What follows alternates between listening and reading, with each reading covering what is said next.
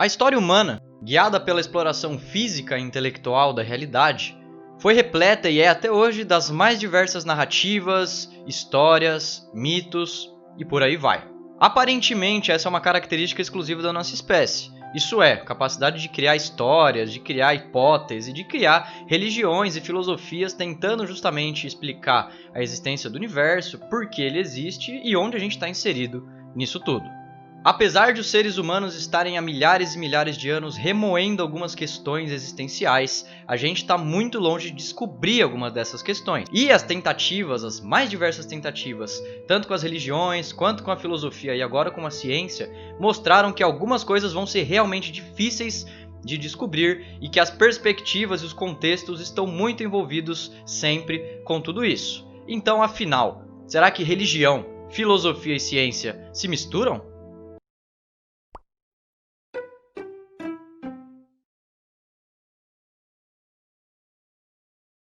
Desde que a humanidade entrou no seu período mais humano, isso é, no Holoceno, o ser humano estava começando a deixar suas marcas engenhocas por aí, ou seja, estava começando a construir impérios e algumas tecnologias bem rudimentares começavam a surgir juntamente com a revolução agrícola e tudo mais.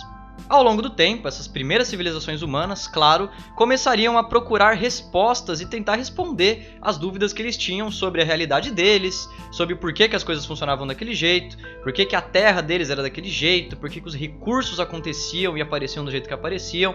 Enfim, eles tentariam propor respostas para as perguntas deles. E essas primeiras hipóteses dessas perguntas surgiriam não necessariamente como hipóteses, mas como verdades absolutas através das religiões, que são provavelmente as formas mais antigas do ser humano de tentar explicar o universo, a natureza e a si mesmo. As religiões, por sua vez, têm um caráter muito excepcional que diferem ela das filosofias e da ciência, que, basicamente, você tem que aceitar os dogmas e as doutrinas sem necessariamente ter algum fundamento lógico ligado a isso. Então você tem que respeitar a hierarquia social, você tem que respeitar a própria hierarquia religiosa e tudo mais, sem questionar necessariamente essa religião, porque os pressupostos são divinos, são sobrenaturais. E só alguns desses seres humanos escolhidos podem entender e se comunicar com esses pressupostos e essas vozes divinas. A gente só entende hoje sobre a história da humanidade, sobre todas as religiões que já existiram, porque os seres humanos e os grupos mais antigos já começaram a pensar em deixar as coisas escritas. Os sumérios já estavam começando a escrever as primeiras coisas e aparentemente essa é a língua mais antiga de todas. Mas o ponto é, a história escrita começaria a partir daí. E pela primeira vez o ser humano teria uma forma de passar informações para frente. Informações que poderiam ser absorvidas por gerações futuras através da educação, através da socialização desse conhecimento. Então, o ser humano com a escrita criou o que a natureza basicamente fez, criando o DNA, ou seja, uma forma de transmitir informações do passado para frente, de forma que essas informações constituam uma próxima geração. Claro que essa analogia é bastante complicada, mas eu acho que dá para fazer ela se a gente entender que isso, basicamente a história, moldou a vida humana, basicamente como o DNA moldou a vida no nosso planeta. O ponto-chave dessa parte do vídeo é, as religiões elas eram inquestionáveis e as religiões eram justificáveis por si só. E isso não ia durar muito tempo, quando mais ou menos lá em 2000 a.C. começariam correntes filosóficas bem fortes, principalmente lá na Grécia, que colocariam a razão em primeiro lugar. E essas filosofias seriam, claro, muito importantes para o Ocidente e para a ciência que a gente conhece hoje.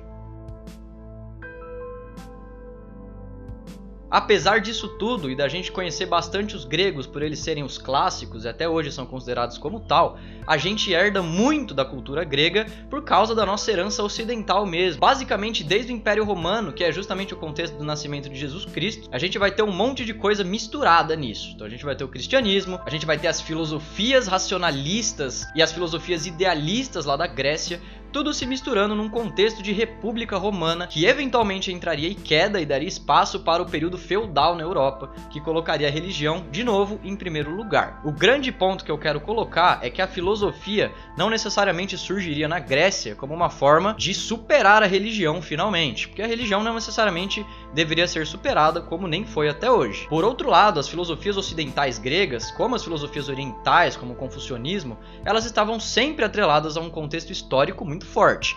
E claro, a gente pode pensar num exemplo super interessante, que nesse período já começava a se estudar algumas coisas sobre os seres naturais, sobre como funciona o mundo natural, usando a razão, principalmente com Aristóteles, e também questões envolvendo moral e ética de um ponto de vista ideal. A democracia, por exemplo, surgiu lá na Grécia. E essa democracia, para vocês verem como funciona o negócio de contexto histórico que eu tô querendo dizer, ela para nós não necessariamente seria democrática hoje. Quer ver por quê? Lá em Atenas, por exemplo, apenas homens atenienses com mais de 21 anos eram considerados cidadãos. Exatamente. Isso, na minha opinião, não é uma democracia, mas para eles lá, no contexto deles, no contexto religioso e filosófico deles, isso foi aceitável e era um avanço absurdo em relação a outras sociedades que eles consideravam inferiores do ponto de vista de organização política e tudo mais.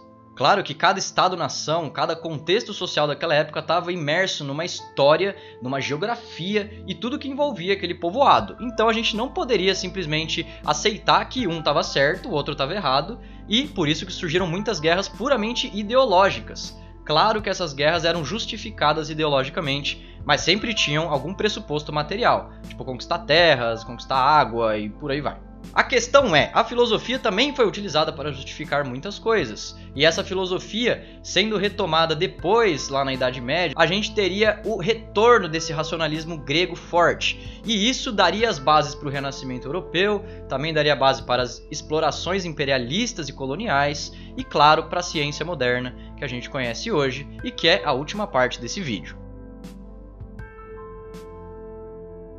Saindo de um contexto de progresso e de iluminação, a ciência viria como o ultimato para o ser humano conseguir ler e criar uma explicação tecnológica, inclusive, sobre o mundo, de forma que ele pudesse dominar as forças da natureza e criar uma sociedade de puro progresso e avanço. Essas, pelo menos, eram as impressões que tinham os filósofos das épocas do iluminismo, como vocês devem lembrar que também são bem citados por aí. O que acaba acontecendo mais uma vez é que a ciência estava também imersa num contexto religioso e filosófico da época. Então, obviamente, a ciência não nasceria desprovida de opiniões e de intenções. Afinal, a ciência é de origem burguesa, a ciência moderna é de origem burguesa, atrelada ao imperialismo e ao capitalismo. Então, como ponto-chave desse vídeo, sim, essas áreas se misturam. Elas se misturam como contexto histórico, contexto de criação, e não necessariamente nas bases que elas usam para julgar a realidade. Claro, como era no passado, essas áreas continuam até hoje se misturando e conectadas. Apesar da gente saber que, por exemplo, uma vacina não deveria ser bloqueada, o poder político pode sim bloquear essa vacina. E é aí que essas coisas se misturam. E se a gente for parar para pensar, essa política está ligada com a religião, está ligada com pressupostos filosóficos lá da Inglaterra, lá dos Estados Unidos. Então tem um monte de coisa misturada e a ciência é só mais um bebezinho que surgiria dessa mistura toda.